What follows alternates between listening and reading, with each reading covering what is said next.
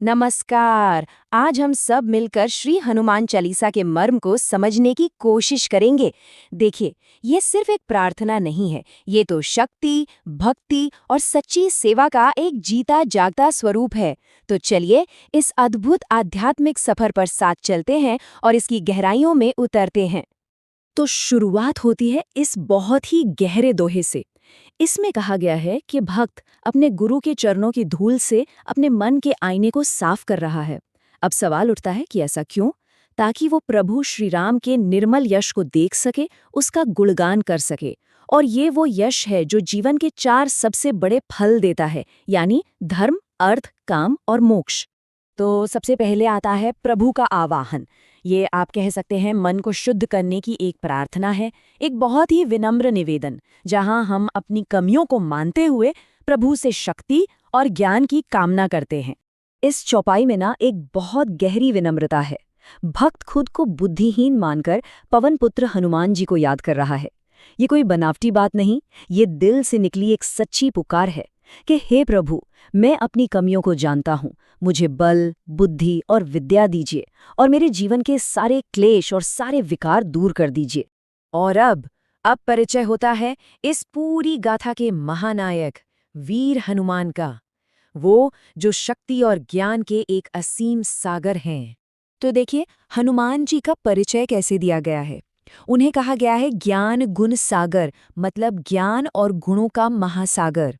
फिर अतुलित बल धामा, यानी जिनके बल की कोई तुलना ही नहीं हो सकती। पवन सुत तो वो हैं ही, और उनका काम क्या है?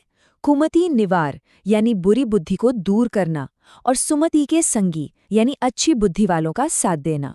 यहाँ उनके स्वरूप का इतना सुंदर वर्णन है कि लगता है जैसे आंखों के सामने कोई तस्वीर खिंच गई हो।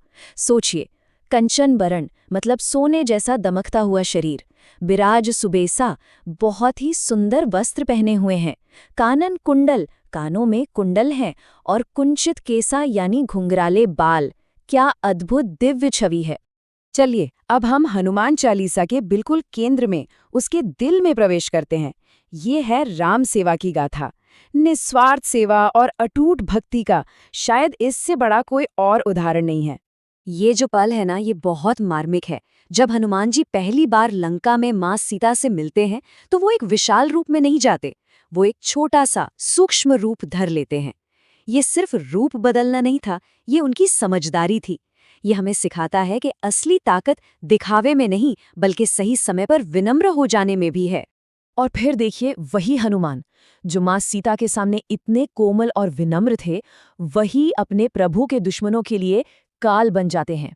वो एक विकट रूप, यानी एक भयानक रूप धारण करते हैं और पूरी लंका को जलाकर राख कर देते हैं। ये दिखाता है कि जहां जरूरत हो वहां धर्म की रक्षा के लिए शक्ति का प्रदर्शन भी जरूरी है।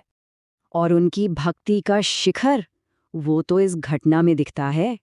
जब लक्ष्मण जी के प्राण खतरे में थे और हनुमान जी संजीवनी बूटी को पहचान नहीं पाए, तो उन्होंने क्या किया? उन्होंने एक पल भी नहीं सोचा, पूरा का पूरा पर्वत ही उठा लाए।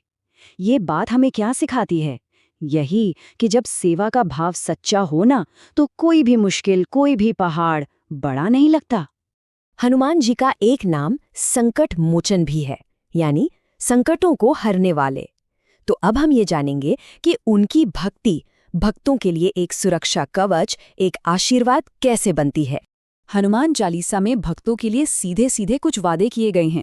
पहला, संकट ते हनुमान छुड़ावे, मतलब हनुमान जी हर मुसीबत से छुड़ाते हैं। दूसरा, ना से रोग हरे सब पीरा, यानी वो रोग और हर तरह के दर्द को दूर करते हैं। तीसरा, भूत पिशाच निकट नहीं आवे, कोई भी नकारात्मक शक्ति पास नहीं आ सकती। और आखिर में, सब सुख लहे तुम्हारी शरणा, मतलब उनकी शरण में आने से हर सुख मिलता है। ये चौपाई आप समझिए हनुमान चालीसा का सार है। एक बहुत बड़ा भरोसा, एक आश्वासन। संकट कटे मिटे सब पीरा, जो सुमिरे हनुमत बलबीरा। मतलब जो भी उस बलवान हनुमान को सच्चे दिल से याद करेगा, उसके सारे संकट कट जाएंगे, सारी पीड़ा मिट जाएगी। ये सिर्फ एक लाइन नहीं है, ये एक अटूट विश्वास है। तो सवाल ये उठता है कि इस भक्ति को, इस शक्ति को हम अपनी रोजमर्रा की जिंदगी में कैसे लाएं? चलिए बहुत ही सरल तरीके से समझते हैं कि हर रोज प्रार्थना कैसे की जा सकती है। सुबह की प्रार्थना के लिए बस ये कुछ आसान सी बातें ध्यान में रखनी हैं। सबसे पहले तन और मन से शुद्ध होकर बैठें। फिर घर में कोई शांत जगह चुनें जहां कोई आपको परेशान न करे, और बस पूरी श्रद्धा और विश्वास के साथ पाठ करें। सबसे अच्छी बात यह है कि पूरा परिवार मिलकर भी ये कर सकता है। अपनी आध्यात्मिक यात्रा की शुरुआत करने का इससे सुंदर तरीका और क्या होगा। और अब हम बात करते हैं भक्ति के अंतिम लक्ष्य की। देखिए, इस सबका फल कोई दुनियावी चीज नहीं है, बल्कि कुछ ऐसा है जो उससे कहीं ज्यादा बड़ा है। वो है स्वयं प्रभु का हमारे हृदय में वास। ये भक्ति का सबसे बड़ा इनाम है, सबसे बड़ा वरदान। जो पूरी श्रद्धा से इस मार्ग पर चलता है, वो अपने जीवन के अंत में प्रभु श्री राम के धाम पहुंचता है। और बात यहीं खत्म नहीं होती। कहा गया है कि उसका अगला जन्म भी एक हरि भक्त के रूप में ही होता है। ये जन्म और मृत्यु के चक्र से निकलने का एक बहुत ही खूबसूरत वादा है। और आखिर में हम इस अंतिम दोहे के साथ अपनी बात पूरी करते हैं। ये दोहा अपने आप में एक पूरी प्रार्थना है। पवन तनह संकट हरन मंगल मूर्ति रूप, राम लखन सीता सहित हृदय वसहु सुरभूप। इसका अर्थ है, हे पवन पुत्र, आप संकटों को हरने वाले और मंगल की मूर्ति हैं। आप श्री राम, लक्ष्मण जी और माँ सीता के साथ हमारे हृदय में निवास करें। ये अपने अंदर उस दिव्य ऊर्जा को, उस शक्ति को बसाने का एक आवाहन है। तो अंत में एक सवाल हम सबके लिए।